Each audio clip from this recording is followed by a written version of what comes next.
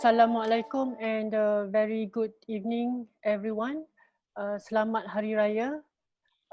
This is Raya Eve. Thank you for making time to join us, even though most of us probably be traveling back to hometown. I just came back last night from Terengganu. The highway from Gombak right to Karak was actually jam-packed. There's no car distancing at all. I don't know whether we should be pleased with that or we should be worried. Anyway, thanks again for joining us, and welcome to PAM Online series. Just a reminder, all PAM Online series actually have acquired CPD points from Lembaga Arkitek Malaysia, and it is applicable to viewers via Zoom, not on FB Live. Part of the reason is that the LAM requirement requires an evidence of continuous participation of audience to enable or to qualify for CPD point. For Zoom, we have set up a system whereby there will be a sign-in code and sign-out code that will pop up on your screen throughout the session. So when that appears, what you have to do is that click on the screen in order to make that disappear. But before you do that, you have to jot down the numbers, because you need these two codes to complete a short questionnaire, which is available to you via a link at the end of the session. A bit of background on PAM Online series. We started this when MCO was imposed by mid-March, and PAM Council has decided we have to change the platform from the face-to-face CPD program to online. And now I would say that it is very successful. We have decided to maintain PAM Online series as a permanent feature and should function as almost like a broadcast center or broadcast house, whereby it is fixed on Thursdays 5 to 7 and Saturdays 10 to 12 as the broadcast time. So we're hoping that in future we will keep adding on series in this online version, whereby we have a multi-level of participation. We can even do workshops or even online courses on this online series. In season 1, we have completed 5 episodes under 3 series. And these 5 episodes is already uploaded on PAM YouTube channel under Media Center. So if you miss these episodes, you can still watch it, the edited version, which is a cut version.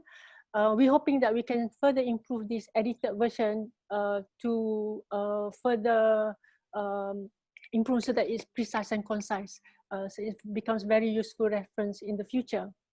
Currently, we are on season 2. We have about 15 episodes altogether. We added 3 more series in season 2. One of the new series is actually In Conversation with PAM, which is our series today.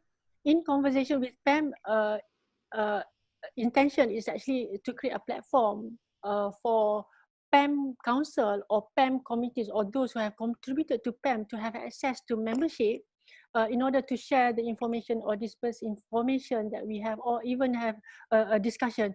And it also should work vice versa, whereby if a group of PAM members would have something to discuss with PAM Council or PAM, you can write to us at pamonlineseries@gmail.com, and we will look into the content and start create the episode. So the PAM Online series is almost like a TV station where we have series and we have episodes, and every season the series are allowed to have a maximum of 2 episodes, and it should continue in the next season. We are now planning for season 3, and we're looking forward to expand to additional new series for starting in September until end of the year. Today we have the pleasure to host 4 speakers from different backgrounds. hopefully can give different perspectives on the impact on building construction time and cost arising from MCO and COVID-19. So the issue is very pertinent, very urgent, and very extremely important, especially to architects who have to manage claims from the contractors. So hopefully the outcome that we expect today is that we would set some sort of guidelines or parameters on what not to do and what to do if we understand the subject matter better, especially not only coming from architects but coming from legal perspective and also from other members of building industry. That would give us more confidence in setting our position in assessing claims. So I'll do a short introduction on the speakers. I'll start with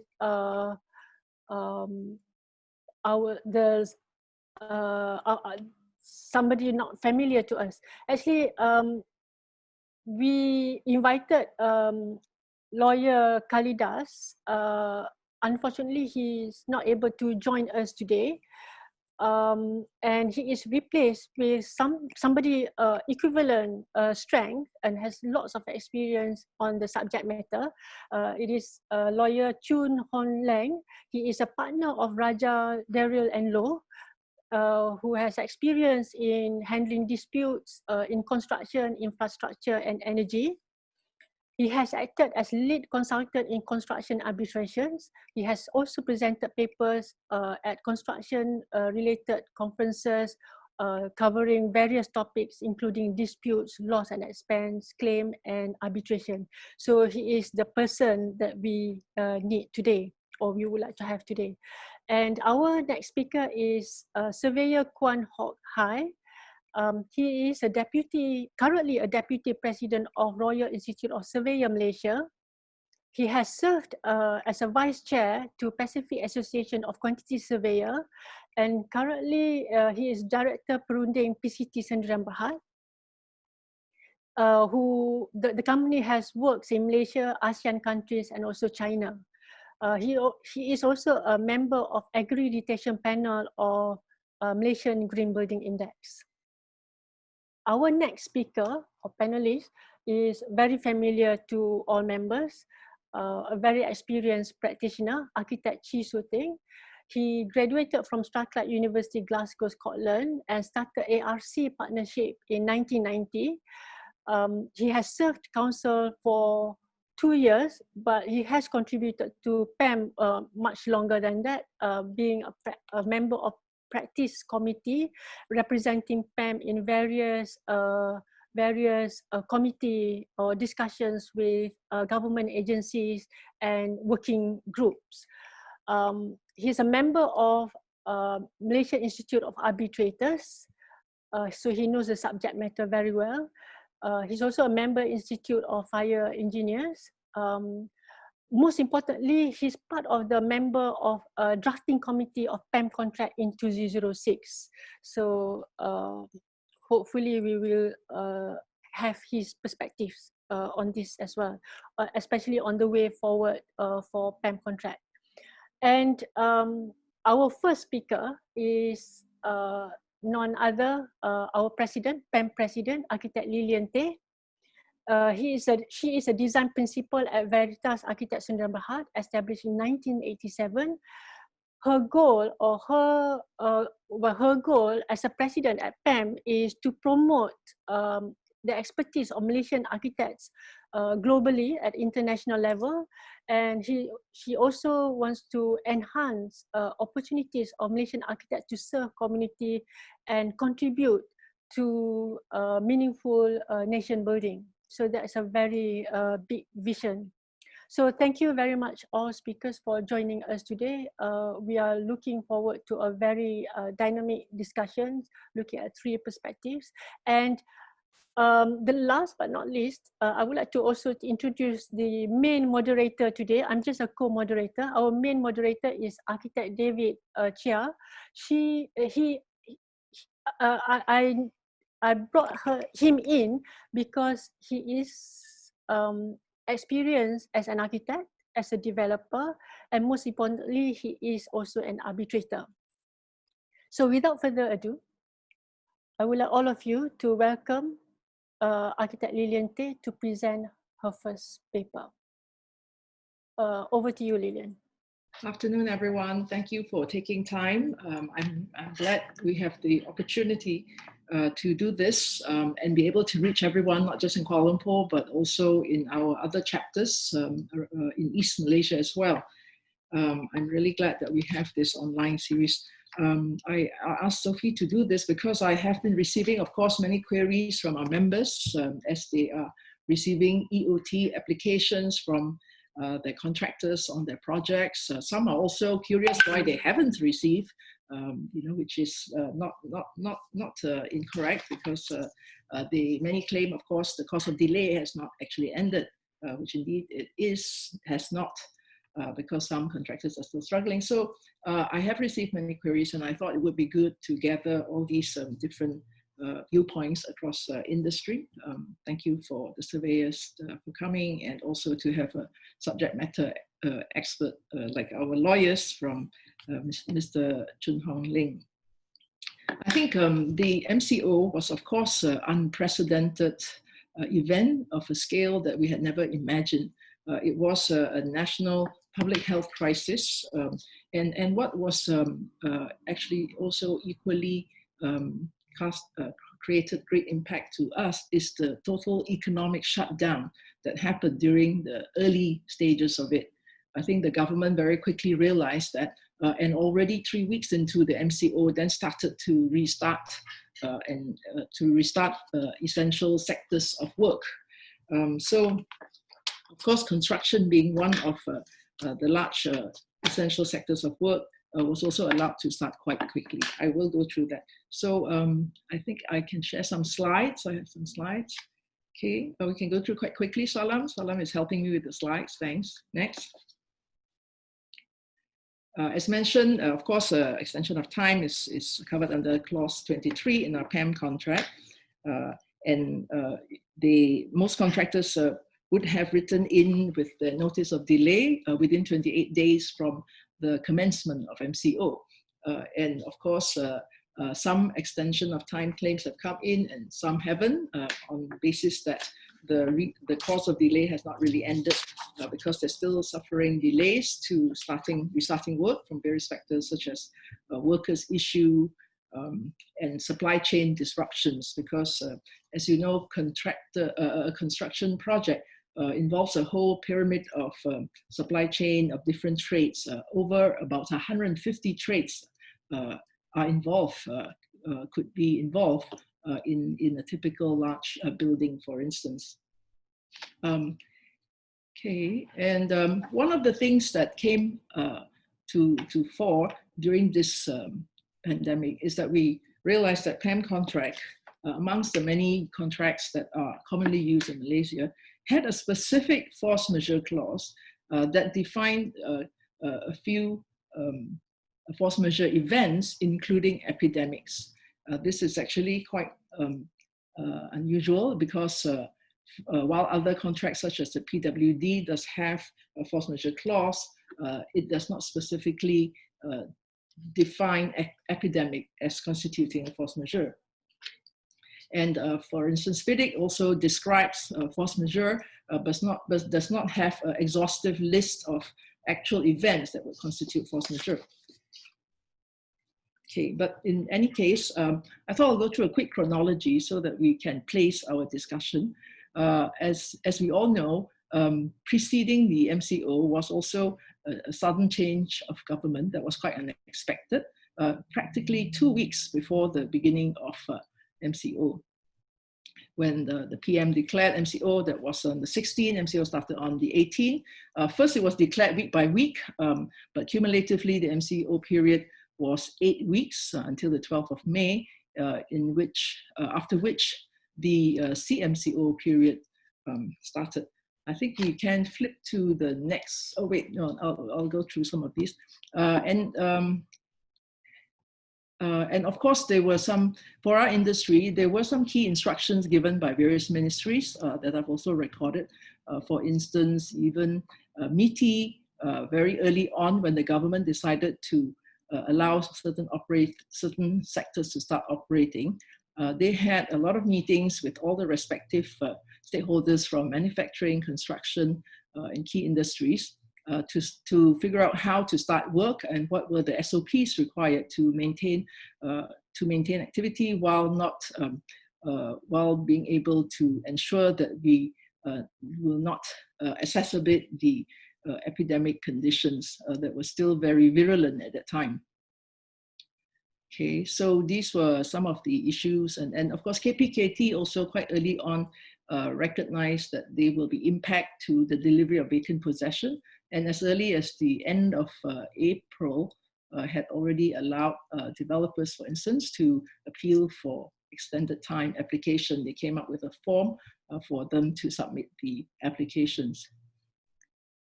Okay, and various key milestones also. MOF also issued rules. I'll show you some of this later for EOT and loss and expense claims. And okay, so and then of course we note the CMCO period was 4 weeks and the recovery MCO period 12 weeks. So it's almost a total of 5.5 months that this period of a public health crisis that impose certain type of restrictions of different order from the start, and of course lessening now, but the full impact of it obviously is yet to be seen. Another milestone which I should mention also is of course the expectations that there will be provisions in the forthcoming COVID bill that will help throw guidance on how some of these issues like extension of time would be treated. Whether there would be some standard provision across the board or not. However, that is still not known, so we can only act based on the guidance from our contracts and from good business sense, as well as all within to ensure we maintain a sense of fairness for all parties. Okay, we can go to the next slide. It's just a quick one, just to see the whole timeline of MCO, which I already had mentioned, a total of 84 days when in terms of the impact, the 84 days of MCO and CMCO were clearly a force majeure condition where there was a very major economic shutdown. And even though there were efforts to start operating at the beginning of CMCO, as it turned out, there were many obstacles, such as how to deal with SOPs, developing the appropriate SOPs for different disciplines, different fields, different workplaces, factories, industrial as well. So that, but that whole period generally is accepted as a period that one could look at with force majeure conditions. Now, the complication, of course, is the RMCO period, where things are starting to be normalized, operations are starting to step up to full rates of normal efficiency and normal productivity, but still not quite yet. I think till today, many construction projects are at something like 50 to 60 to 70%. So but this period, of course, then need to be treated differently from the earlier. Okay, these are some of the circulars given by MOF, for instance, where they did issue a notice on the 12th of May saying that contractor is not entitled to claim for loss and expense during the MCO period. This one referring to the MCO period pre-CMCO, since it was actually issued on 12th of May, at the start of CMCO. Next. Okay, and then of course KKR also issued that they will be granting automatic extension of 84 days for the MCO, CMCO period. And an additional EOT is allowed for up to 30 days during the RMCO period. And any additional, you will have to apply, and it goes to the Jabatan, the JKLM, which is the High Committee for Approving EOTs. Next. Okay, so as mentioned earlier, PAM contract was is easier to work through this EOT issue because it sets out very clearly the definition of force majeure in its in the articles at the front of the contract. And I already did mention that PWD does not includes a force majeure provision, but did not specifically mention pandemics. And the FIDIC sets out a non-exhaustive list of events with no specific mention of a pandemic situation. Next. So then this is just to tabulate. In PAM contract, we set out in the articles, and of course you have the clauses, of course for force majeure 23.8a, and then of course the other clause would be 23.8p, compliance with changes in law and regulation. That would be the key items that contractors is expected to make their claims on. It's also quite clearly spelled out, I think, in our clause 24, that these events would not entitle them to loss and expense. Similarly, I think that would be applying for PWD in their respective clauses. Okay, next. I also just had highlighted this because not just our extension of time that is important, but in parallel, contractors, developers are of course anxious that they have also suffered delay and will be looking to apply to KPKT for extension of time to their delivery of vacant possession. Each of them would have to do individual applications, which started, as mentioned, quite early on the end of April. And of course, one of the requirements that they will need to support the application would be, of course, the delay suffered by their construction, suffered on the project in construction. So, of course, it puts a big load on architects to have to prepare and assess the application for extension of time from the contractors, and thus we hope that today's discussion will be able to throw some light on how the legal aspects would look at it, which are the clear provisions and which are those areas that are not so clear. Okay, I think in general, okay, this is just a form for KPKT for developers to apply, and you can see that one of the things required will be the EOT given on the projects based on the delay suffered during the CMCO period. I think those are all my slides, I believe. Next, Salam. Okay, I think as we prepare these, as we assess these applications, of which the situation is still unraveling before us, we will see that contractually, it would appear that a contractor would be bearing the brunt. Of course, although they do get the time, they would not be technically entitled to any cost. They actually, this is quite clearly set out in the contract. However, I do believe because this is such an unprecedented event that sometimes even contracts had not envisioned an event of such a scale that would that could potentially impose some unfair burden on one of the parties. And I think this would be one of the considerations as to how to ensure that in making the final decisions, contractually, that would be the case, but that does not prevent the parties from coming together at the table to look at how some of these the cost may be perhaps shared. I do believe that even the developers recognize that this is an unforeseen event of a scale that had never been, we have never all dealt with an event of this size before and of this impact.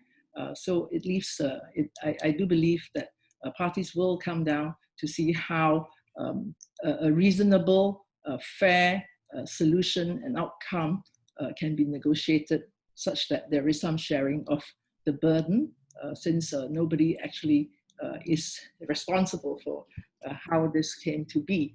It is, after all, as mentioned, the closest to the force majeure event that we've had. Sorry, Lillian, sorry, we have to move on. Yes, on that note, I'd like to open it to all the subject matter experts.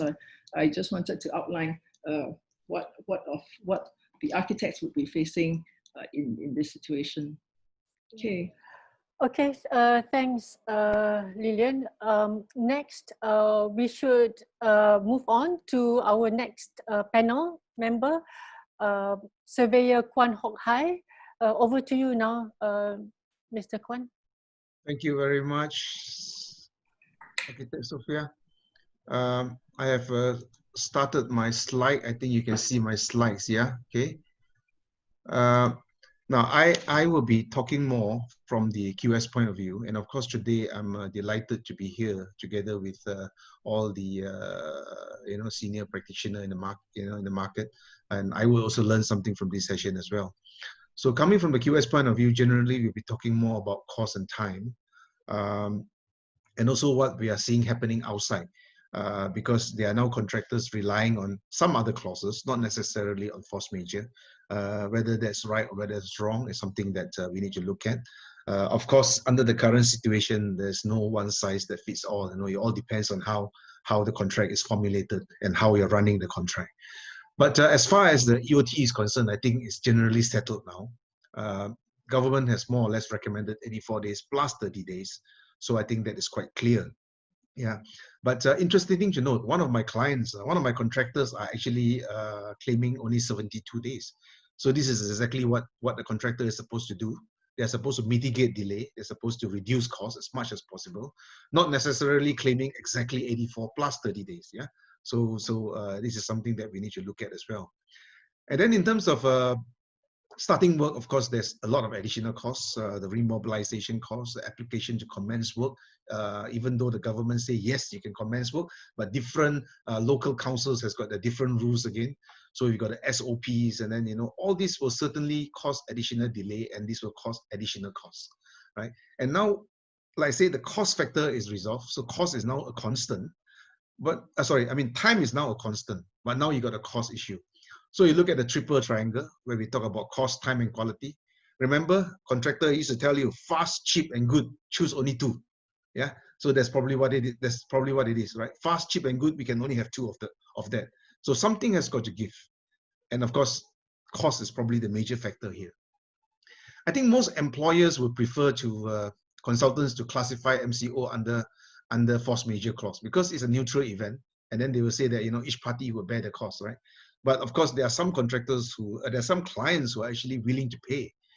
These are clients who understand the situation because, like I say, there's massive costs involved now, in remobilization.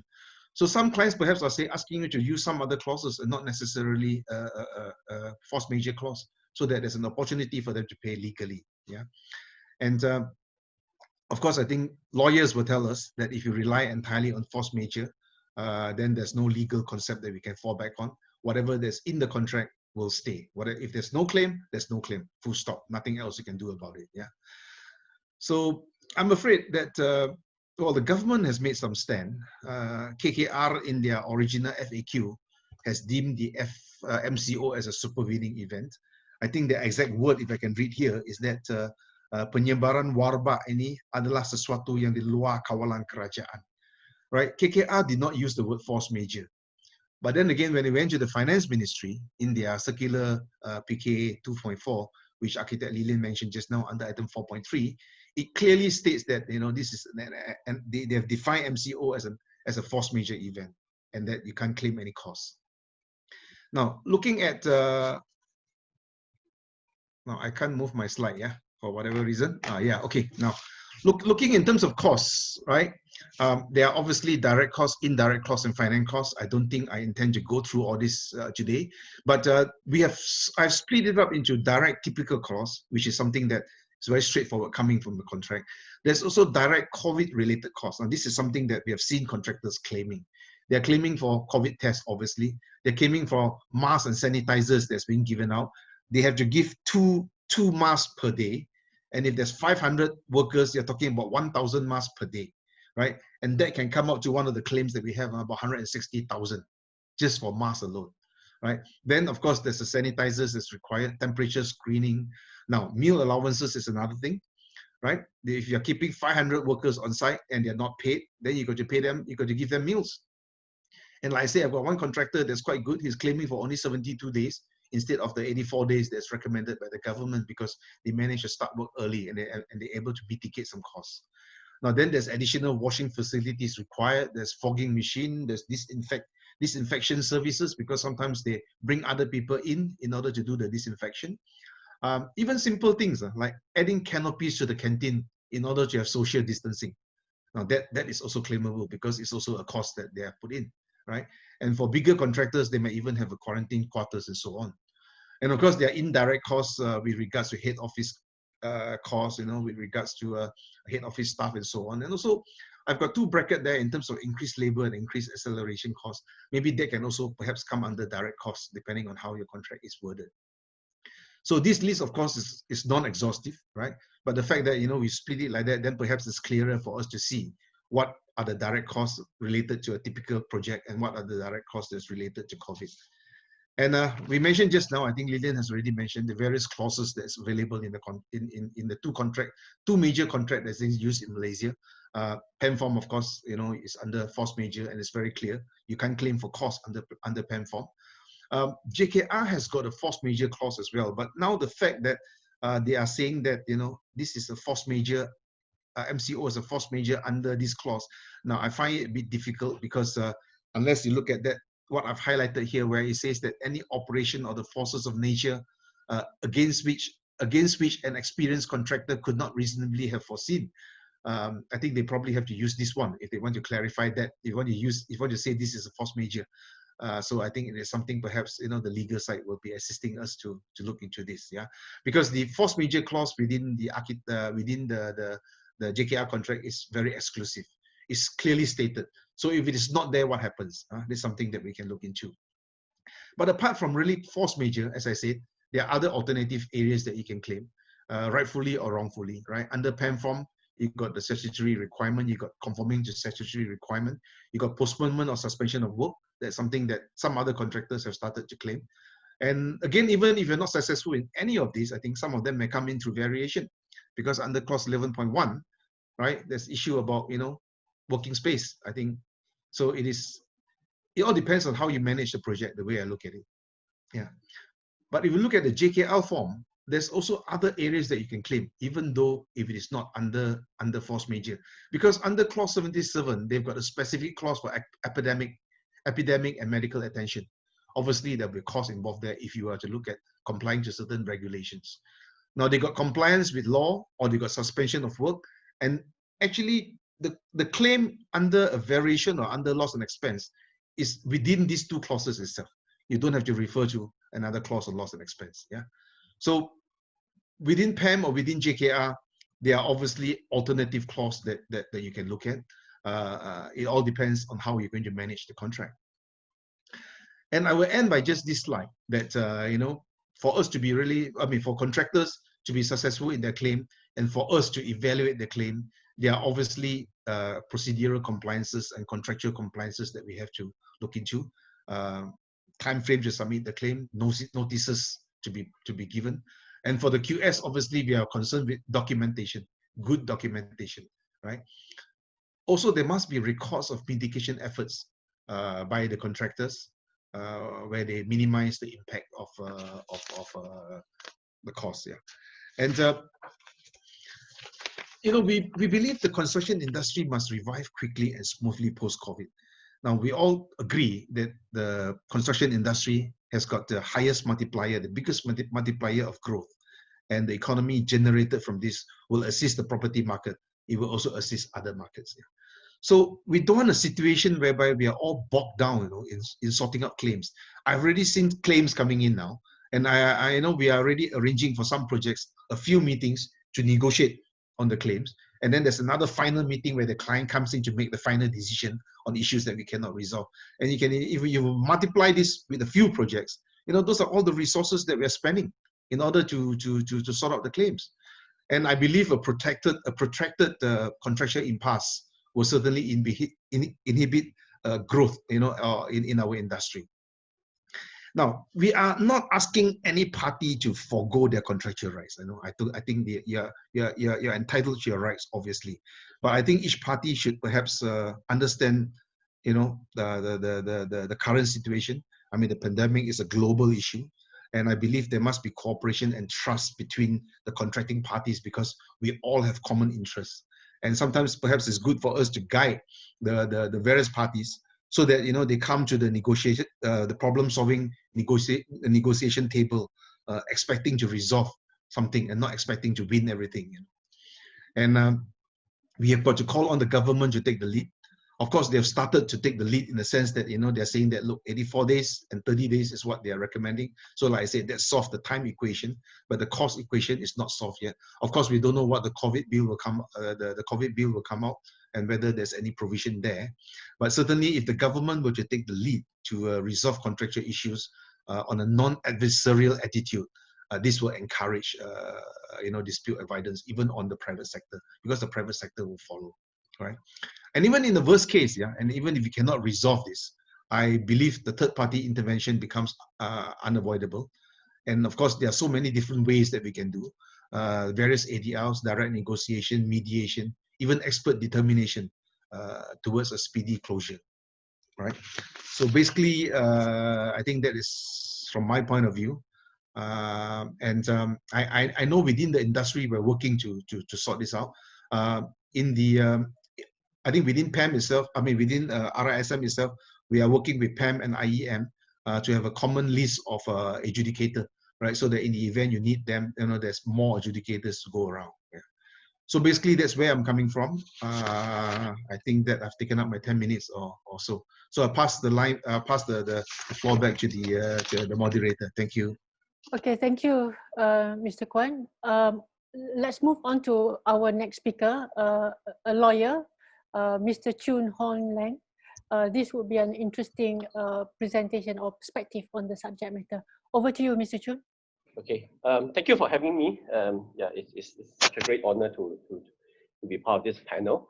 What I will look at today is, of course, from a more legal perspective. Now, so where are we now? I think this is the first thing that I always look at. So, but hopefully we are over the red zone. We don't know, the second wave, third wave, we may go back to the red zone. But what is important to highlight here is that we have not seen the end of it, notwithstanding that we are now in RMCO, or even say, for example, come 31st August, RMCO is removed. We are not at the end of this cycle yet, because this is a global problem. So even if we manage to stem up the COVID-19 and all these issues, there could be other places, other countries which similarly still in the red zone or the amber zone that will still have an impact on us. So what we're trying to say is that still a long way to go before we can go back to what I call a business as usual mode in the green zone. So yes, a lot of the issues have crystallized until by now, but similarly, there are more issues coming. So we got to be prepared and expect that. Now, so due to this pandemic and MCO, it's inevitable that there will be disruption and delays. We all accept that, and it will continue. And we also have to accept that. So whatever we do now will also be, we need to plan for the future, not just about dealing with claims that already crystallized, but also moving forward. How do we move forward from there? And we should also not just focus on the issue of physical execution of the works, because supply chain disruption, lack of materials, manpower, and even design works, all these things will also have an impact. So we need to take a more wider approach in the sense that we can't just say that, look, because the work at the site resumed, so we are all right now, so everything is okay. That is not true. Okay, so we need to take a more wider view on what is the true impact of this pandemic and MCO. There will be increased financial exposure and expenditure by all parties, top to bottom. It's nobody's fault. Well, I mean, of course, Donald Trump will disagree with that, but never mind, it's nobody's fault. So, but everybody will have to have a share in footing the bill. Somebody down the line, somewhere, will have to have a share because, for example, like now, the situation that we have now, we are fighting over between employer and contractor. But if, let's say, a bill come out and say that now all the LED under the HDBA contract is now waived, for that period of time. Then the one who will be putting the bill in a way would be the purchaser. So Mr. really, Mr. Chun, sorry, are you on Yes. the second slide now? If maybe you can put it on slideshow, then it will be easier for us to yes, see. this is a, well, We this still is see the first slide. No, if my you screen, can, they already changed to a second slide. or no, we see first slide. So maybe you want to unshare and reshare? Is it changing the slide now? No. Not, is it? Yeah, so you unshare, then you share again. All right, let me try. Yeah, sorry about that. Okay. Yes, okay, good. We're now looking at third page now. Yep. But we missed the Yeah, second so- page. We Yeah, missed so your this one- second page. Can you move Oh. back in second page just 1 second so that we can have a look? Yes, I Yes, started with so- this. Yes. Yeah, we missed this one. Okay. So yeah, then I say that there is an increased financial exposure and expenditure by all parties involved. So really, in a very micro manner, if we are just looking at administration of contract, it's between employer and the contractor. But really, that is not true, because upwards and downwards, somebody, like I said, will have to take a share in footing the bill. It's just a question of who to take what share and how much. That will also be a guiding principle. There will be significant increase in terms of risk and uncertainty, and there will be legal battles looming no matter how we see it. So we are trying to delay the inevitable in many ways. So for example, like even we have moratorium to delay all these defaults, but there's only so much that the government and all these mechanisms can do. Even with the COVID-19 bill coming out, there will be also issues moving forward and backwards as well. That is not expected to be a solution that can solve all our problems at hand. Now, so without that, what do we do now? In terms of time and cost, I think my earlier speakers already covered that pretty much. I think in most contracts, at least in standard form contracts, it's pretty clear that the pandemic will allow you to claim for extension of time. Now, let me pause here for a moment. I know that like JKR, they put the, hey, look, no, it's 84 days plus a potential 30 days. Well, personally, I think that may not be correct, because number one, 84 days may not be in a way like a blanket AOT that been granted. And number two, even we move into the RMCO period, whether it's 30 days or even more than 30 days, there could be grounds that will allow a more than 30 days assessment. So it's not really something that we can say that, look, that is this number of days. Now, maybe because JKR needed to do that simply because under the JKR contract, strictly speaking, the way I look at it is that the pandemic and MCO will not entitle the contractor to any extension of time at all. That is the cold hard facts. So that is why a circular has to come out to advise the contract administrator to administrate the contract in a different way. But if you happen to be the administrator of a JKR contract in a private project, then we got to be careful, because notwithstanding the circular by the Treasury circular does not have the effect of modifying the contract signed between the parties. So we cannot say that because the Treasury say that it is entitled to 84 days, therefore even in a private project that runs on the PWD form, we also grant 84 days. That is not correct. The CMCO and RMCO period may not be as straightforward, because like I said, partial resumption of work is allowed. Because now I think a lot of the extension of time, we are focusing really on the issue of total stoppage. But we are not really considering the impact of the slowdown. You know, the fact that now you need to have the SOP, you know, your social distancing and all these things, your supply chain disruption. So it's not a total shutdown per se, but it's a slowdown effect. So how do we deal with that? Now come to issue of EOT, why you will get more and get less, of course, the contract will dictate it. Number two, failure to apply and give notice. Now, why I highlight this is that because during the MCO period, a lot of times people will say that I cannot even issue notice. The notice say that, oh, I have to deliver by hand. Hey, you know, I can't even step out of my house. How am I going to give you notice?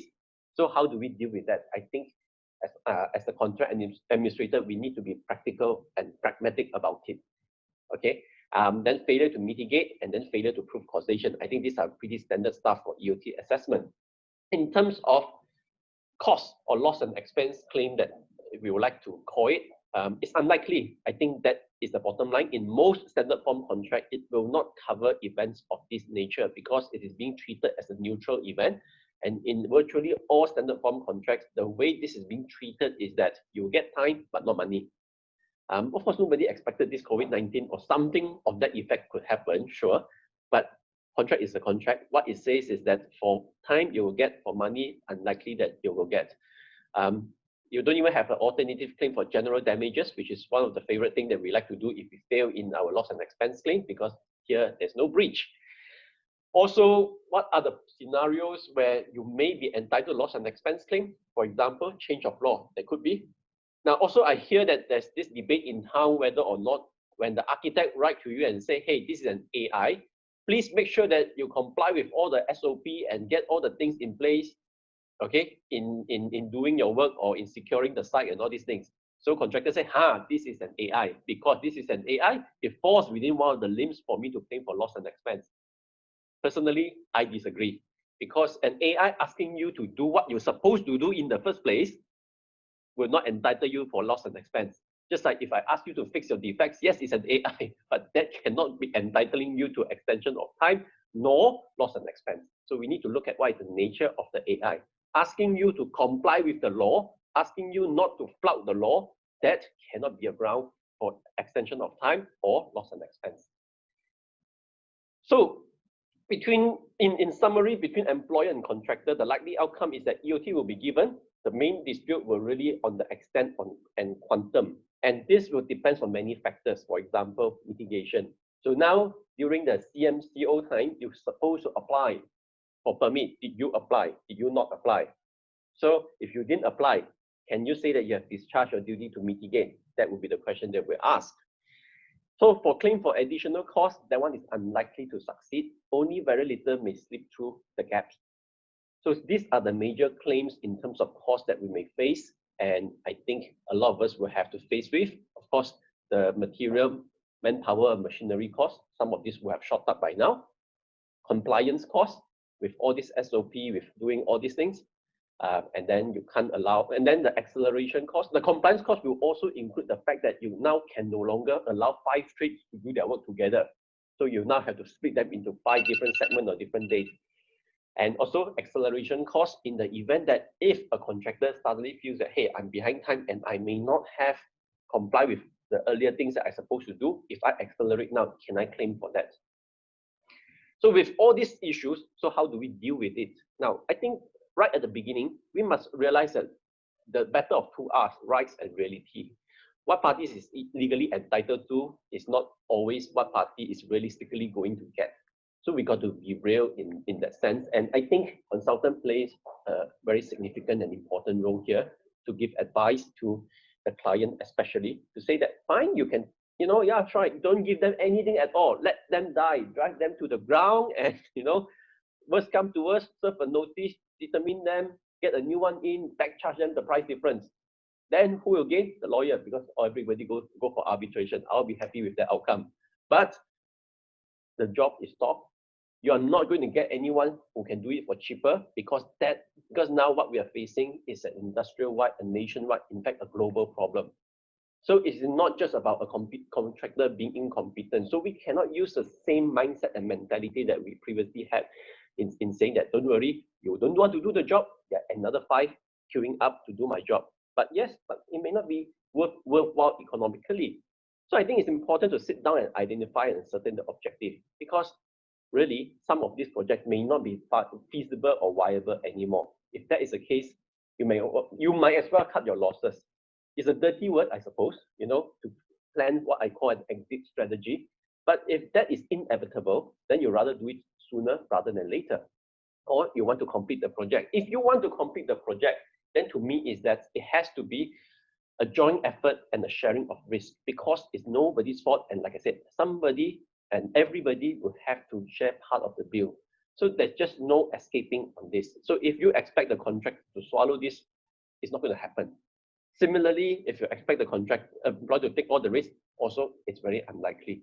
So in times like this, it's calling for the building of trust. Now here, I would think that as a consultant, as architect, or in a lot of the circumstances, you will be the SO or contract administrator. I would say that there are 3 principles that we should always adhere to. Number 1 is professionalism. And number 2, fairness. And number 3, the adherence to the law and the contract. And a lot of times we get sucked into wanting to be fair, but forgotten about the contract. And later on create a bigger trouble. So we have to understand that there is certain boundary as to what we can do in terms of trying to administer a contract. Much as, for example, if I'm the contract administrator for a JKR contract, much as I would like to give him 84 days EOT in a private project, I can't. The contract doesn't allow me to do that. So when these things happen, that's when the role of facilitator will come in. And ultimately, it's also about money. How do we put and make sure that this can be resolved? So I'm suggesting that, for example, considering advance payment or advance release or reduction or retention sum, especially the one that comes with security, to improve the cash flow. This is important because employer, usually they don't lose out because you still have the building there, the work is still there. So it can be structured.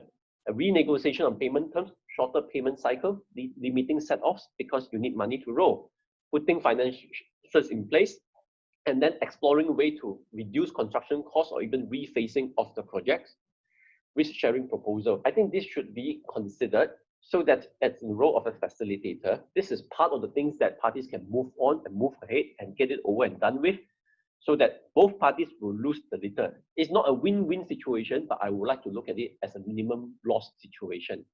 So ultimately focus on what matters most, which is to complete the project, to do the actual work, not about ring fencing your rights, safeguarding your rights. That's important to keep it for another day. But those legal battles, like I said, lawyers are only good at billing, not building.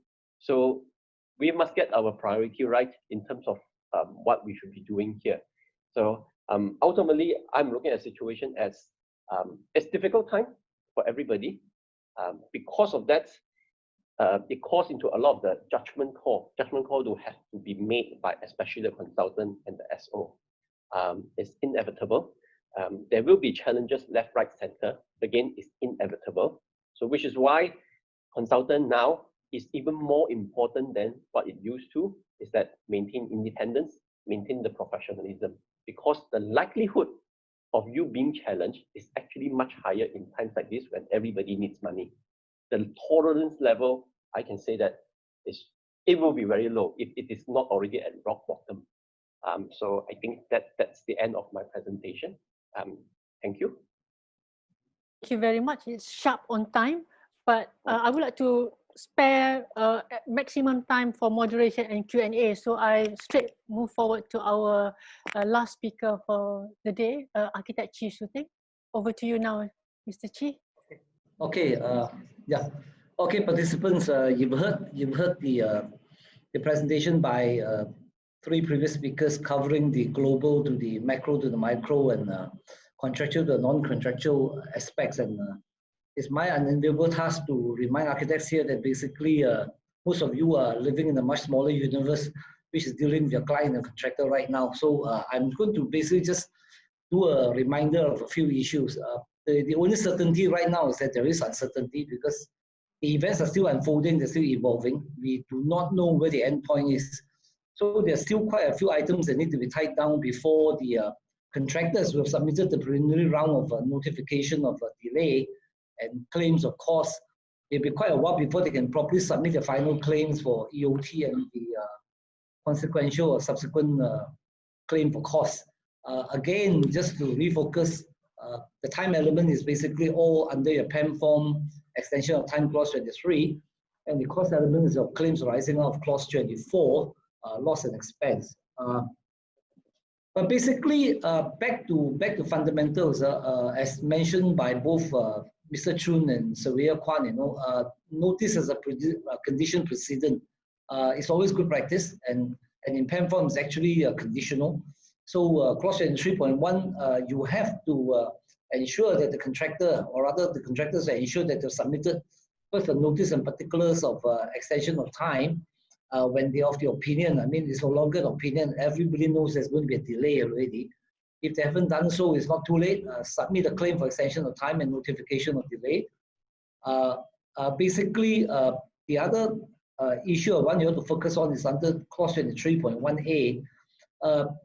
Contractors shall give notice of intention to claim with initial estimate within 28 days of the architect's instruction, the confirmation of architect's instruction, or the commencement of the relevant event, whichever is earlier. and then to submit the final claims under clause 3.1b within 28 days at the end of the course of delay. Now, I want you to focus on the clause 23.1a item, which is the fact that it is within what you call 28 days of the architect's instruction, the confirmation, or the commencement of the relevant event. As far as I'm concerned, upon the MCO being announced, the relevant events really commenced. So whether you got or you didn't get the CAI, you know, the clock is ticking, and then you are entitled to submit a claim for extension of time already. And again,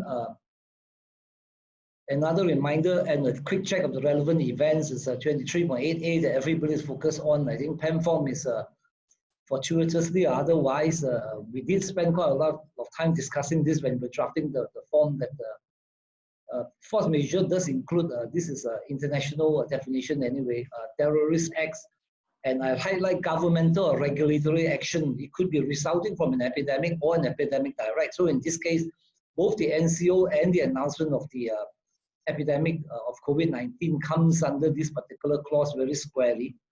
23.8W, you know, is another clause that someone's referred to, which is suspension of the whole or part of the works by order of an appropriate authority, in this case the government, what you call, provided the same is not due to any neglect or negligence or omission or default and or breach of the contract by the contractor. So either limb of this comes under force majeure, because if the suspension of the whole or part of the works is issued as a result of the epidemic, then both clauses apply. Now comes the kicker. The pandemic is an epidemic on a global scale, so there's no dispute on that particular issue.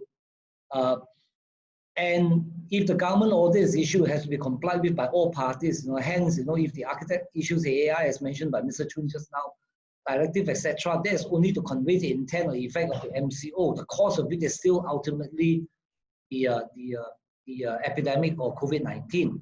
So I would like to just basically remind the architects at the end of the day that, look, what you can or cannot do, in spite of all the what you call indication out there from your clients or from your other consultants, you have to go back to the basics. Ultimately, you guys are running a contract. Whatever you can or cannot do, whatever you have to do is derived from what is conditioned in the conditions of contract. So remember the principle versus semantics, that the cause determines the relevant event, not whether you issue an AI or CAI, because a lot of you at one time or another were worried that if you issue an AI, then the contractor can claim for extension of time and cost and expense under different clause, under the EOT clause 23. I suggest that the AI was issued and therefore becomes relevant under clause 23.8G, which is compliance AI issued by the architect. Again, like I say, that is only the conveyance of the intent, but not the cause of the delay and the reason why he issued the AI. All right. And even if they were to claim 23.8G under compliance of AI issued by the architect, if you look at the clarification, if you go under that particular limb, then it is actually basically under clause, only to be issued under clauses 1.4, which is discrepancy between drawings and the bills, 11.2, issuance of variation, and 21.4, where it's postponement or suspension of works. And of course, there are also some people who have tried to make a claim under 23.8, where 23.8W, where it is about suspension of the whole or part of the works by order of an appropriate authority. But to me, it still comes back to 23.8A, which is basically the delay caused by the pandemic, which is the epidemic under force majeure. And then comes to the cause element, the claims arising of clause 24. As you heard from the previous speakers, if you look at the PAM form under clause 24.1, the only rights that the contractor have to claim for causes under clause 24.1, where it refers to matters or rather delay caused by matters expressly referred to in clause 24.3. 24.3 has no express provision for recovery of loss and expense or neutral events.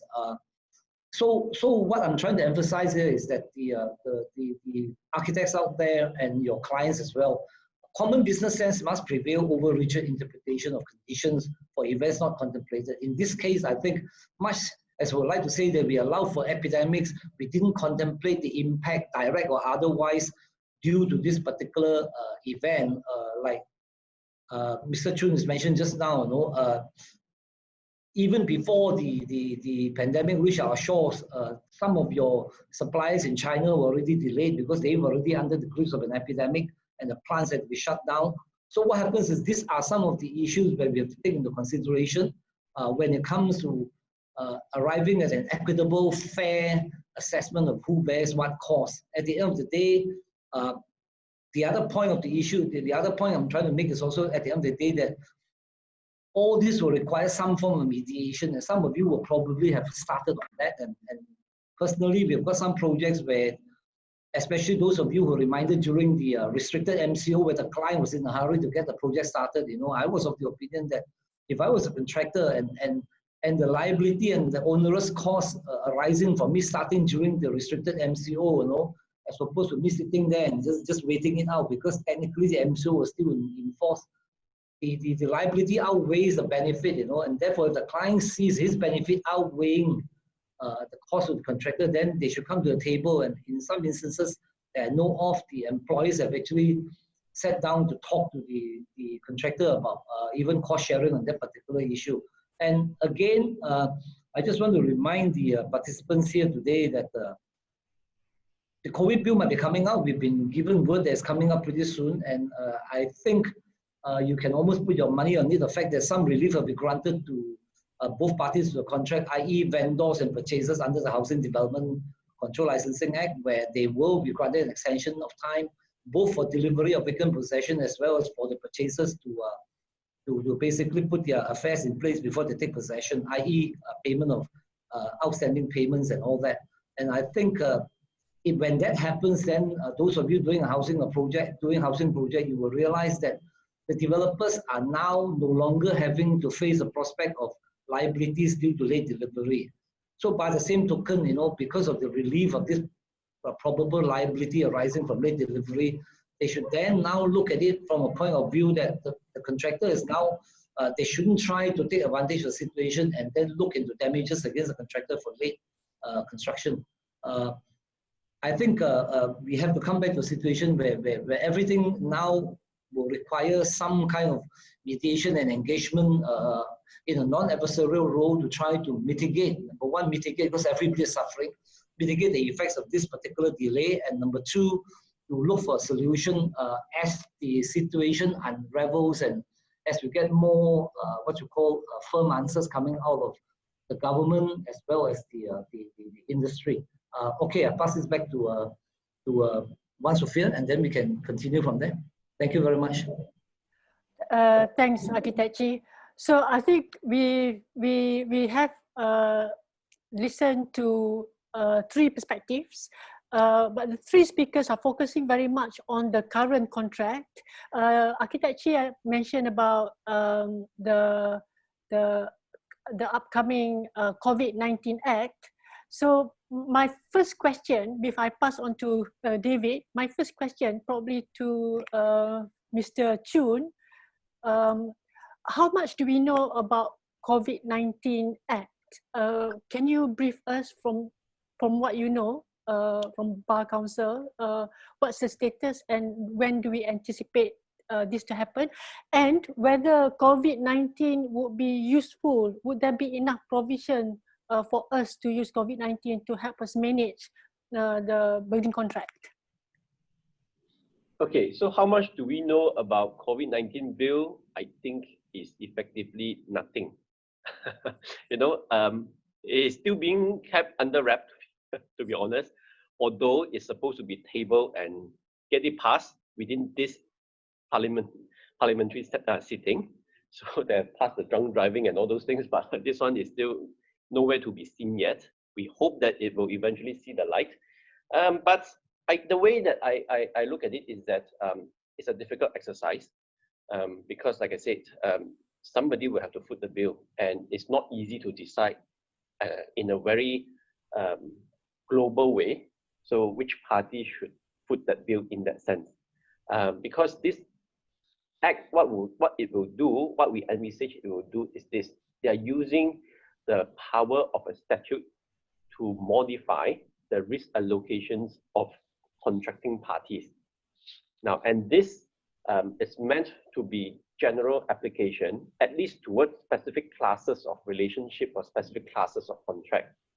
So, but the difficulty is that even within that specific classes of contract or relationship, there are many reasons why the risk allocation should be the other way around. Okay, so let's not put too much hope into that. I think this one may just be something similar to the Singapore scenario, whereby it will just give you a temporary relief in the sense that as much as possible, hold it as status quo, okay, for a certain period of time, meaning that, you know, you don't affect your contract rights, you don't sue each other, you don't kill each other during that time, and see how it goes before we think of what's the next step to do. So that's my best guess. So I don't think it's going to help a lot, to be honest. Now my advice to my client has always been that you just operate as if the bill will never be passed, because we just can't guess what it will be, and we can't just sit there and wait until it comes out, you know. So then that would be too late. But a lot of people actually are looking forward to this COVID-19 to actually to be used as a blanket it's not legal going to framework. happen. That's my view. It's not going to happen because 5 parties down the chain, how the government is going to decide that, hey, you know, the guy 4th on the chain should pay 60% of this bill. You know, it's just too difficult to do that. So we can say that, so for example, like just now we mentioned about housing. Sure, it's easy to say that, okay, because of that, now all your HDPA contract, okay, is all extended by, say, 84 days or 3 months or whatever the time period is. That is easier to do. Why? Because Schedule G, Schedule H are statutory contract to start with. So whatever rights that this purchaser have is a rights that they derive from a statute. So it's not a privately negotiated contract. So in that sense, government is not really messing up, okay, the private commercial discussion and negotiation between the parties. They are just reframing the statutory contract that they think was fair when Schedule G and H were introduced. And now they think because of the circumstances, I need to change some of the things inside to also make it fair and reflective of the current situation. That is the easy part. But if you're talking about private development, how? You know, whether the employer should be generous enough to pay for that, or the contractor, you take the job, you should take all the risks, so you should pay for it.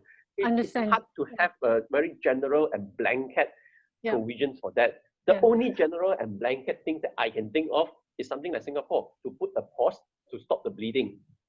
That's about it. But not a final resolution of where the risk will lie. Surveyor Kwan, what do you think of this? I mean, nobody knows what it is. As far as surveyors are concerned, we are asked to put our input, and we were involved in the input with some of the government agencies. But at the end of the day, I do not know exactly what happened, whether all this will be taken. But the bottom line, we were hoping that it will be something very simple.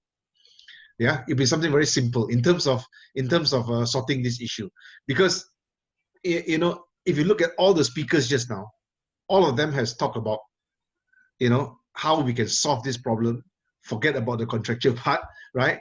You know, we got to look at, you got to interpret it from the way whereby it's a point of interest. Everybody has got an interest in this project, not so much from a point of position. Now, I hope the COVID bill will be something simple. It's not something that is too difficult. That's all I wish for. Architect Chee, do you have a wish for COVID-19 Act? Well, I don't have a crystal ball, but I think Lillian and I probably have a slight edge compared to the other speakers, because we have been participating with RIDA on working on a common proposition to the government, especially the Ministry of Housing and Local Government, to look into what you call offering a solution to this current impasse due to the delay caused by COVID-19. And they have basically, in principle, agreed that they will grant an extension actually to all the parties to any contract signed under the Housing Development Act, which is Schedule G and H, which is still valid as of the commencement of MCO.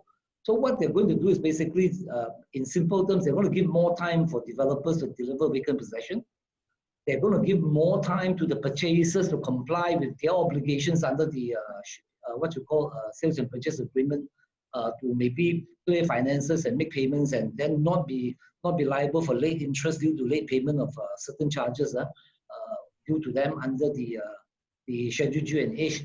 So basically, they see this as one particular area, because a lot of the architects are involved in projects where the most pressing need for claiming damages is from developers who are facing liquidated damages from purchasers.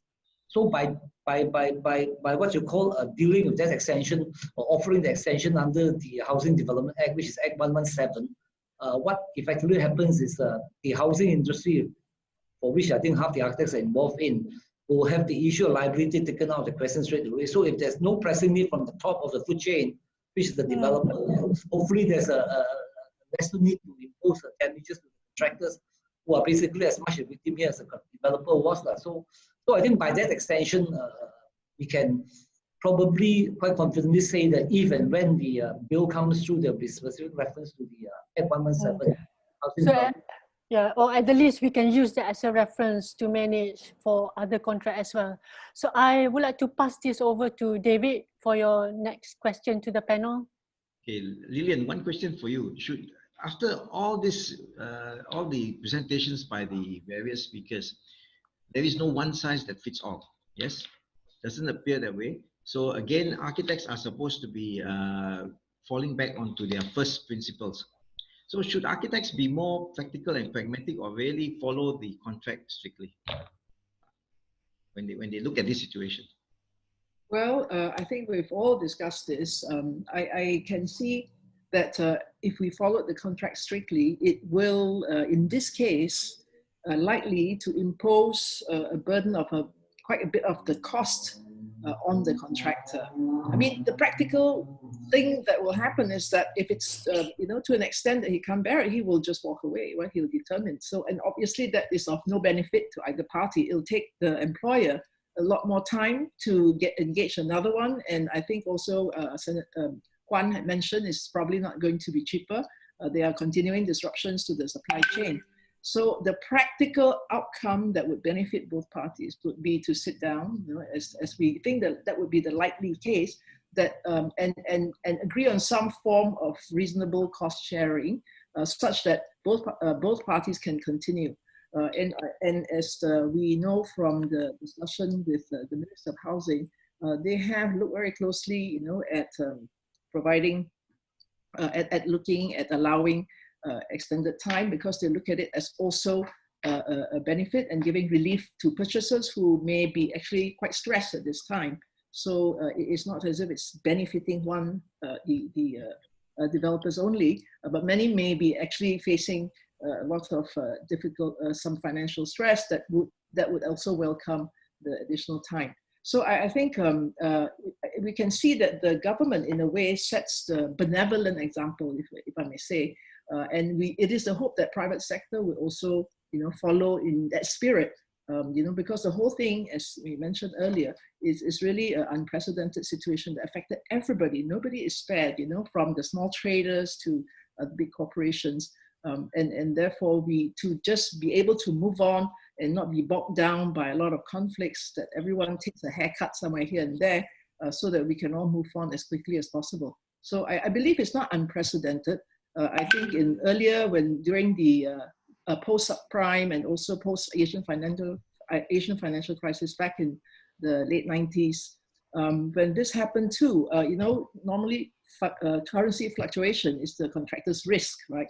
And but in those cases, when our ringgit, for instance, dropped so drastically during the Asian financial crisis, we found that many contracts too, the parties negotiated some adjustment to the rates, so that again the contractor wouldn't just walk away and you have an actually bigger problem and bigger cost and bigger delay on your hands. So I do expect in the end, as Chee said, the architect will have to help mediate that solution, with hopefully an outcome that's equitable and reasonable and allows parties to move ahead. Next question, Architect Chee. How do, in reality, let's look at it on the site, how do you expect the workers to observe social distancing when everyone is rushing, to finish the job, and let's say in a confined space, for example, in toilets, they're doing tiling, they're doing electrical works, everybody's rushing in a small confined space. So how do they then, observe social distancing? Surely their work, their productivity will also slow down if you restrict the number of workers in that confined space.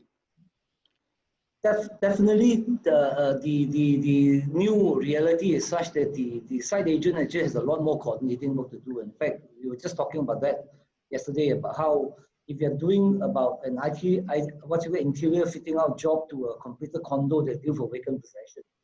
Previously, you know, towards the end, you get sometimes up to 4 trades. The aircon guy is fixing the aircon, the lighting guy is coming in to sort it out, and the ceiling guy is trying to clean after him, and the cleaners are trying to clean the rooms as they're going along, kind of thing. You can get up to 4 or 5 trades in the same unit. I think the reality is that it's not going to be possible. So what happens is there's going to be even more what you call refined separation of who goes and do what in terms of sequencing of works. And I foresee that direct impact is going to be that towards the end of a project, when you're nearing delivery, you know, we all know that the last 10% delivery period requires 90% effort in terms of number of people participating. I think that will now, I think if you're realistic about it, will have to be stretched out a little bit more. So what happens is the olden days of the contractor taking his time doing the structure and then hoping to catch up during finishes is not going to work. It's not going to cut it if you use that as an excuse to claim extension of time towards the end.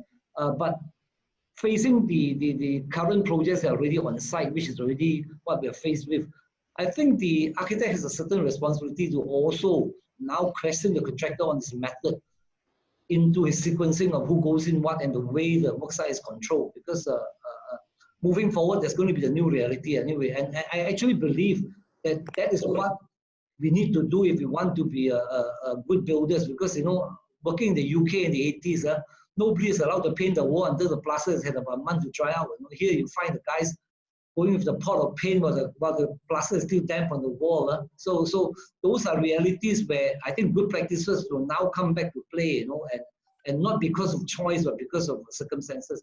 And I think it's a good thing in the long run because it requires them to be more refined in their programming. It requires more discipline on the part of the different trades. You no longer have to worry about who cleans up after who, you know, because each trade has to clean up after themselves. I think that's important. And invariably, there may be not so much a cost element, a time element attached to that particular approach, but it's inevitable. I think we have to, like I said, the situation is still unfolding. We have to look at that. Most projects are already in delay anyway, except that it's a good time for them to replan the schedule of work on site. You know? Perhaps we take one question from the audience. David, is that possible? This one is a straightforward question. For new tender, should we allow item of compliance to SOP under preliminary? And the next question is from a senior member, Architect Ko Bentek. Is the Malaysian government an appropriate is the appropriate authority as defined under PAM contract? Maybe Chee, you want to answer about the Malaysian government. Is Malaysian government considered the appropriate authority as intended when the team drafted the contract? The appropriate authority basically means whichever authority having jurisdiction. I think as mentioned by Mr. Chun just now, this is a federal government giving you a federal directive. If that's not appropriate authority, I don't know what is anymore. Because your Street Jurisdiction and Building Act, your DOSH and NEOSH and your CIDP Act is all derived from federal law anyway. So I think if the government were to decide to take a stand now and say, look, this is what you guys are going to do, like in the COVID temporary measures bill, Malaysia, I think it works. Perhaps Mr. Chun has something to add to that. But if you take that direction, it means that the stop work order by the relevant authority is actually relevant, whereby you can claim, contractor can claim extension of time and cost. Okay, Surveyor Kwan, would you like to respond to that? Yeah, I think I will respond more to the first question on the prelims. The one on the Malaysian government, I think the one I leave it to Architect Chee to look into it. Yeah, on the claims for the clauses for the prelims, yes, we are already advising clients to do that. We have drafted that, but we are recently helping out on a job in Singapore, and we had the same clause put in, and contractors tendering are coming back to tell us, actually, I don't know how to price because I don't know what is the new SOP that's coming. The current SOP, for example, in Singapore is that you test every 2 weeks, right? In Malaysia, we are testing once and we're not testing anymore. So you do not know whether the government will come back and say that now I got to test every 3 weeks or so, and then the cost will be totally different. So much as I say that we have allowed something in the contract, And if the price were to come back in such a way that, it is impossible to evaluate, some are putting in 20,000, some are putting 200,000, then it might be appropriate to look into a provisional sum, whereby, we set out the parameters and the direct cost can be expanded in that way. But yes, certainly we are putting it into the prelims as of now. Yeah. Okay, that's good. David, over to you. Okay, this is for Mr. King Hon Ling. Let's say if disputes are inevitable, you can't avoid them, unfortunately. So is ADR the way to go? Can you use ADR to resolve the COVID-19 issues, or do we leave it to the courts? I think ADR will be the way to go, because we have to understand that this is not going to be an individual and isolated case. Okay, so with ADR, with the environment that it is in, and especially the chances of getting industrial expert to sit as be it adjudicator, mediator, or arbitrator, because they will then understand.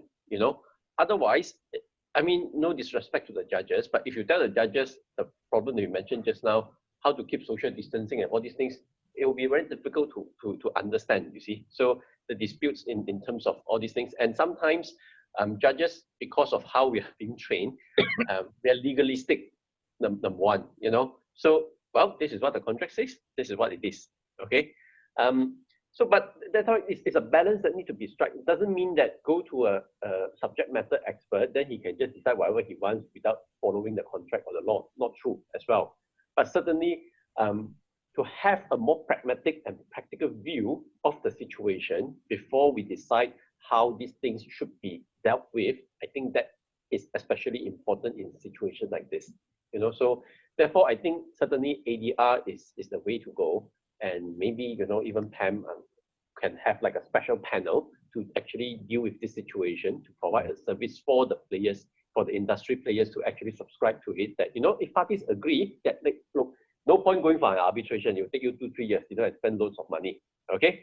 So why don't like this? It's a very narrow issue. This claim, can it be allowed or not? Why don't we just refer to like a adjudication panel or something like that by an established body, like PAM or whoever, then parties will just subscribe to that service, come up with a decision. Happy or not happy, we just live with it and fight another day if you want to. So I think that will certainly help, and so that it also creates some sort of like a more established practice and certainty. When more is being done, then you have a little bit more uniformity.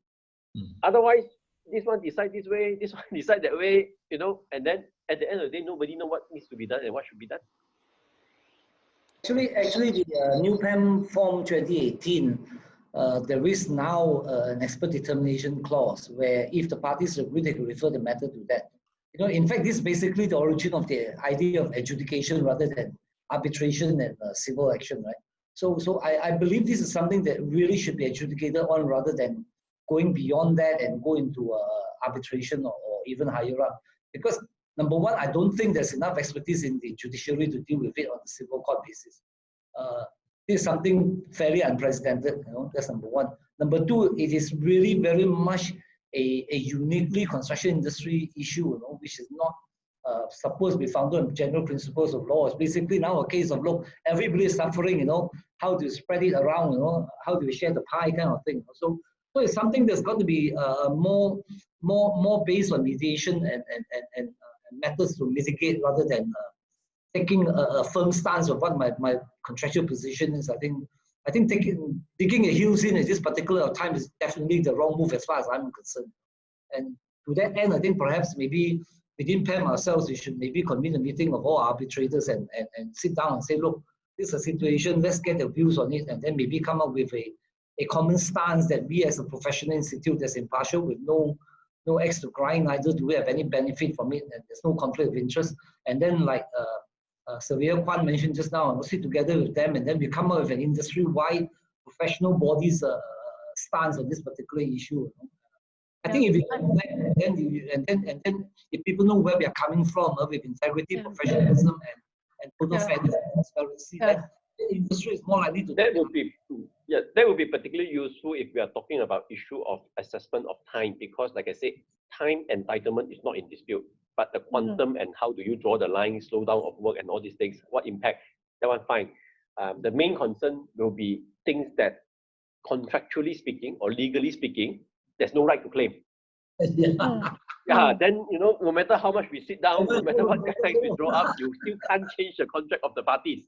So that is where the softer approach, whereby consultants will have to play their role, lawyers as well, you know, to advise their client to look at it on a more pragmatic. You can't squeeze blood out of a stone, you know, that's the bottom line. You know, otherwise you will all end up in a lose-lose situation. Okay, I support the Chee's idea, President Lillian. I think you should take it up in the next term. We certainly should do that. I think just to put our heads together, not just within PAM, but even with the surveyors. And in fact, I think the government also recognized that, which is why very early on they already summoned us to see them to discuss what were fair assessments, fair ways to treat this. Indeed, I think this is the first time our contracts are actually tested. You know, I think when people write contracts, they can't envision every scenario that may come up.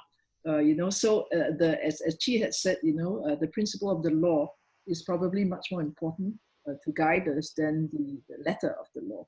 And in this case, I think architects, surveyors as well, lawyers will have to dictate or mediate to ensure parties are fairly treated and don't unduly suffer, you know, a bigger share of the burden since nobody was really responsible.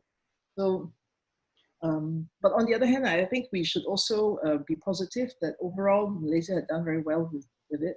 And I think it's because of the balance of public sector and private sector, in the sense that similarly with how they dealt with controlling and managing the pandemic, the public sector worked very closely with the private sector to optimize resources that were available. You know, if other countries that totally rely on one or the other suffered, you know, if it's very private sector driven medical care, for instance, people who were, you know, lower income and all would suffer, as we saw, you know, a lot of fatalities in such countries. I think similarly, while we look at the COVID bill to provide some guidance, and I do believe it will provide some. We don't quite know how, but still it will not solve everything. And there is some part which is quite clear, for instance, in our assessment, the actual force majeure period, that is MCO and CMCO. And then the difficulty is that this period now, you know, as things start to get back to normal or not get back up to normal, that's a period, I think, where we need to look very closely. And I think this panel will help to, you know, gather difficult case studies, and we can then dissect how best to deal with it and to be able to provide some sort of advice for those particularly difficult cases. Of course, some cases are easier than others, you know, depending on the stage at which this affects the whole period, the MCO period affects, you know, like projects at very early stage are probably quite simple to resolve. And projects which are, let's say, more than 60–70%, when all the trades are mobilized, there'll be a lot of issues and difficulties to understand the whole impact of the delay because of so many trades involved. So there's a lot of work ahead, but best to be guided by a sense of, you know, being fair to all and sharing the burden. So David, one question for you. Yes. Lillian was talking about sharing the burden. Do you think that in fairness, in complying with COVID-19 requirements, is it fair to divide or share equally, 50-50? Developer takes 50% of the cost, and that's where the complexity is, depending on the stage of project, you know, how much a contractor has control. I mean, if it's early on stage, I think there's a lot of time for the contractor to mitigate the delay overall. And towards the end, obviously, it's harder for them to, you know, mitigate the delay. No, it has to be on a mutually agreeable basis. No, it's not 50. Sharing meanings they take some part of it. I think basically you have to get down to the table and see what's fair and what will not trigger off a adverse reaction. You know, I'm sure many if imposed too difficult, you know, a situation, they can just walk away. So it's a mutual benefit solution. I think that that should be seeking. It's hard. Yeah, good to hear from Surveyor Kwan's view. But I think there's one very simple principle whereby if the client derive benefit from the expenses that the contractor has spent, then I think the client should consider whether he will want to share this benefit. Like for example, during the MCO, somebody has to look after the security on site, right? You can't just say that, look, it is still under you, you take care of all the security, I don't pay you a single cent on the extras. So whenever you derive a profit, derive a benefit from some of these expenses, I think it is something that the client should look into, right? But the other thing that I you know, in my paper just now, I'm talking about how the government should take the lead. If you will recall, in 2008, 2009, the price of steel shot through the roof, right? There was a big issue in Malaysia. In fact, it's a global issue. And every contract was looking into how to resolve this issue. And then the government stepped in, right? What the government did was that they increased the fluctuation clause, the way to claim for fluctuation in the JKR contract. They widened the base from 17 materials to about 20 plus materials. And I think even working with the statistics department, there were now a new cost index, one with rebar, one without rebar, and so on. At the end of the day, the contractor is able to claim a little bit more from the fluctuation clause. And because the government did this, the private sectors follow, right? I remember all my projects, we were working out the cost of steel, and we were negotiating with the contractor together with the client on a certain, what we call a win-win situation whereby we can proceed with the project, right? Now, perhaps the other interesting thing to look at it now is that, you know, all of us, right, when we go to the barber or go to the hairdresser to cut our hair, are we willing to pay extra 3 ringgit more because we know that that guy is putting on all this extra protection and so on? Are we willing to pay extra 3 ringgit more? I think sometimes some of us say that, yeah, we'll pay, not a problem. Right? Of course, now you multiply this 3 ringgit by 1 million times, that's $3 million. So it's something different again. But I think the principle is there, right? It depends on how you look at it. And one thing is for sure, the whole panel today, we are all talking about how to solve the problem, not to aggravate the problem, right? So this is where I hope the Covet Act don't come and set us back, because we've got claims coming in June. We have already negotiated and about to close it. Right now, you got a Covet bill coming in August, and they say don't claim for the next 6 months. This will throw a whole spanner on the works, you know, right? So I was hoping, like I said, that the whole thing would be simple and it doesn't sort of jam out what we are doing. Yeah, thank you. Actually, if I may add something, I think learning from the 2008 crisis when prices of steel went up to 2,400 ringgit a ton, you know, from about 1,002. I think one of the lessons I learned from that particular lesson is there will still be some developers out there who are not prepared to share the burden. And one of the advice I can give to participants today is the fact that if we were to be able to sit the developer, or rather the employer and the contractor down to negotiate more equitable sharing of risk, then it's better to, at the end of the day, summarize it in black and white, do a mutual agreement to vary the conditions of the contract, maybe take out the fluctuation clause or firm price clause, and then have it in black and white. Because I have many situations during the 2008 crisis, personally, several contractors that were verbally given the assurances that, you know, they'll work it out, and in the end, they went bust, you know, because they were never compensated. Project manager will say, wait for the client. The client said, you never gave it to me in black and white. And I mean, usually after the rain is gone, the umbrella's taken back, you know, everybody comes and says something else altogether. So I think it's important. I think we have lawyers and QSs here. Let us as consultants document whatever agreement they decide to make, and then get it down in black and white, so that there's no reason for dispute later on. You know, I mean, one of the unfortunate outcomes of 2008 crisis is the fact that a lot of contractors actually went bust waiting for arbitration to be resolved, because a lot of them were wound up during arbitration. In the end, you know, they get nothing, you know. And I think that is a very sad testament to the attitude of a lot of employers out there. So, you know, we have to be fair and do it with transparency and integrity, so that, you know, all the parties that benefit end up having to help pay for it, not take the benefit and then leave the liability to one particular party. That's a lesson. I remember very clearly at that time, we told our client, the government is doing something. This is what the government is doing, right? And the public will follow. The private sector will follow, right? So at this time, I know the government has come in to solve the time issue, right? They've made some statement. I hope that they will do something on costs. Well, some of those developers are still out there, so I'll be taking them with a pinch of salt as to whether they follow the government's lead, in being benevolent. Thank you.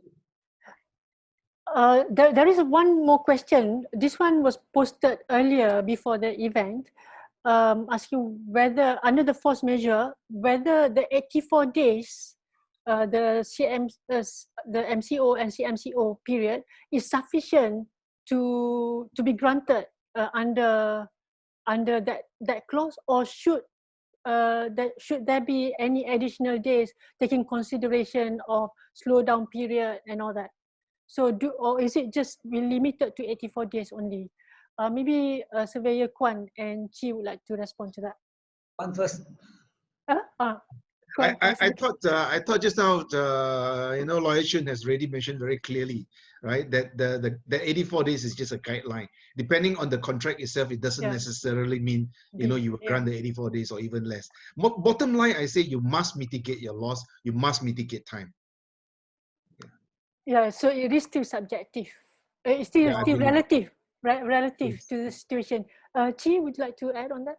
Well, I mean, we already mentioned several times over the course of the discussion that there's no one-size-fits-all solution. If it was a small bungalow where you employ 5 local workers, I don't think the 84 days is necessary because the locals get back to work straight away, during IMCO. So what happens is, I think, like all things go back to fundamentals. You have to submit notice of claim. You have to make a claim substantiating your claim for the extension, and then the architect has to assess the claim accordingly. It depends on the complexity of the project, what stage it's at, during the period of delay, and whether the contractor was in the first place able to deliver. For example, like Mr. Chun mentioned earlier, if my tiles are still not arriving from China, not much I can do unless the architect changes the specification and buys something local. So that requires intervention, and once that comes in, it's a different basis to assess the extension of time again, because it's not because they didn't want to fit those WCs and all the sanitary fittings. They can't get them, and the source is locked up. So you have to look at the circumstances, what you call that create the delay, or rather contribute to the delay, and then assess accordingly. That's why I told the architects out there, don't just take our word for it. Go back and use your own information, and then assess it, and then evaluate it properly. But I think one last word of guidance to the architects out there. So long as you do your job, you do it within the powers of the contract, or rather within the powers that are granted to you by the conditions of contract, and you do make an attempt to mediate when it's outside your contract. I think you've done a good job. If you go for arbitration, they cannot hold you negligent. I know there's some legal departments or some clients out there threatening architects already, which I think is way over the top. I don't think that's necessary at all. But I think for the architects out there, stick to your basic principles and professionalism, and you'll be okay. David, do you have any more questions to the panel before I pass to Architect Lillian to conclude? I'm fine. You're fine? Okay. Well, we already passed the time, but we still can allow some time for Architect Lillian to conclude our discussion today. What would be the message that you would like to address to members or to architects who are managing contract? Well, I have to thank all the panelists today for clarifying all the question areas and the doubt areas, and I do hope that architects have got good guidance from it. I think of course, as mentioned, it's not totally, the whole situation is not totally unraveled. We're all waiting to see whether there are any provisions that would be relevant for us to consider from the COVID bill. But some things are quite clear, and I do believe that in the end, we will end up to do what we said, to arbitrate and to mediate between the parties to ensure a fair and equitable resolution. The contracts, as it stands, may well impose unfair burden on one party, and I hope we will be able to play the role to mediate parties to be reasonable and sit down. And as mentioned, also to record what is agreed, so that it's actually done and not become a problem later. And it is, of course, alarming that that this has now, it's now been almost 5 months, I think, since we started, and there's still so much uncertainty. So the next 2 months will be very critical, I think, as we watch out. And of course, PAM has been given a lot of tasks. First the DG had given a task to ask PAM to be a national think tank to help them on policy for healthcare planning. And now I think we are also asked to set up a panel. It's a good suggestion, and I hope we will be able to gather some of our good minds. David's one of them, who's one of our senior members in the ADR panel. And we also include other professions in the panel, actually. So hopefully we'll be able to set up a panel to help answer questions on this matter. Okay. So as mentioned, it's unprecedented. The most important thing is to stay objective, professional, and fair-minded, and be always oriented towards a positive outcome for all parties. Okay, thank you very much, everyone. It's been a very productive session, and I'm pretty sure that we have to continue this in another episode 2. We may wait for COVID Act to be gazetted, or we may not wait for it, depending on the situation.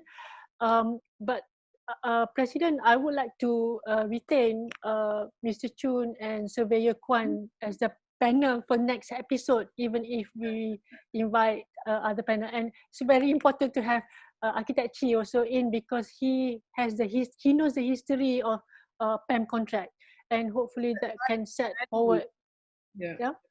Yeah, the man who was instrumental in drafting it, actually, and I'm really glad that whoever who had put in that clause for force majeure does help us to deal with it in a simpler manner than other clauses. The term pandemic, is the key word. the epidemic. Yeah.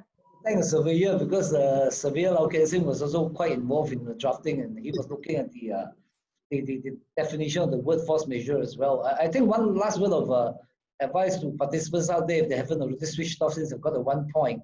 Don't be under pressure to grant an extension of time now. I think a lot of them are under pressure to say, I have to grant. I say, you don't have to grant. Not granting an extension doesn't nullify the contract, or does not put in, does not set time at last, because the event is still unfolding. So go on the process out there and get clearer pictures before you make a decision that you might regret. So that's my only word of advice out there. Don't be under pressure. Let's have last words by everyone. Mr. Chun, your last word of advice to architects. Well, like I said earlier, I think there will be a shift in terms of the role played by the architect. We always view architect, or at least from a lawyer's perspective, like a mini judge, like a small judge. Oh, they certify, they decide, they make certain decisions, and then later on we fight over the decisions. So I think now it has shifted in the sense that I think architect being an influential consultant, and in most of the circumstances, the head consultant that drive a lot of these things. So to need to play the role, I call it a facilitator, to facilitate an outcome that is acceptable to parties. Parties should know that fighting all the way may not necessarily give you a better outcome. So why bother? I mean, lawyers love that you fight all the way, that's for sure, but I think in the present scenario, fighting all the way may not necessarily bring you a better outcome. So I think that is where architect, and I think this is a good chance to actually play that role, because like I said, it's nobody's fault. I know that in many projects, architect may not be able to play that role because there's some human error somewhere, drawings late, design not properly done, all these things happen, okay? Some error here, some error there. But this one is plain, it's clean. So really, this is a time for the consultant to play that role, to be the facilitator, because you guys are the closest to the client, to the project, and to the contractor. Yeah, that's all. Okay, Surveyor Kwan, last word to architects, fellow professional. Yeah, one very old contractor told me once, old Japanese contractor, the best contract document is the one that he don't have to open throughout the whole contract. Now, coming from a contractor, I don't necessarily agree with him entirely, right? But under the current scenario, I think there's a lot of wisdom in what he says. Yeah, if you don't really have to refer to all these clauses about loss and expense, about what is claimable, what is not claimable, I think, you know, that will help a lot of us, if you have level-headed, to close the issue, to come and discuss this, you know, at a point of interest for both or all parties. And also, most important, to have trust between the parties, because nobody is trying to cheat another body or trying to get the better of somebody else. Yeah. So bottom line, I said, apart from the contract, you know, maybe we should administer the contract the way we think is fair, the way we think is more practical. Yeah. David, we would like to hear your last word too. What's your advice to architects? I think the main thing is to be practical and fair, and to their clients, exercise business common sense. I think that's important. Yeah, I like the. I think the thing that I've learned today is that when we want to be professional, to be fair, but at the same time we have to know our limitation. Anything outside the contract, in our endeavor to be fair, it has to be taken out of the contract as a separate contract, like Chee mentioned. I think that's extremely important, not to do anything outside the contract provision. I think the idea by Mr. Chun saying that possibly to cover some losses on cost by the contractor, is that by releasing money. I think that's a good idea, but it can only be done outside the contract, not within the contract. I'm referring to PAM contract actually. I'm not quite sure about other contract. So I think that's it. That's all time that we have today. Thank you very much. David will do a recap to set tone for the next episode, because you will be the key moderator now. I'm just be the person who introduce everyone and put everyone together. And thanks again. And thanks for all listening. We still have about close to 300 viewers. The numbers dropping now because it's past 6. And we have some viewers from FB as well. So thank you very much for joining us, and Selamat Hari Raya for those celebrating, and happy holidays to the rest. Thank you, and see you again. Yep, thanks. Thank you. Selamat Hari Raya to all Muslim participants out there. Thank you. Drive safe, stay safe. Stay safe, drive safe. Thank you.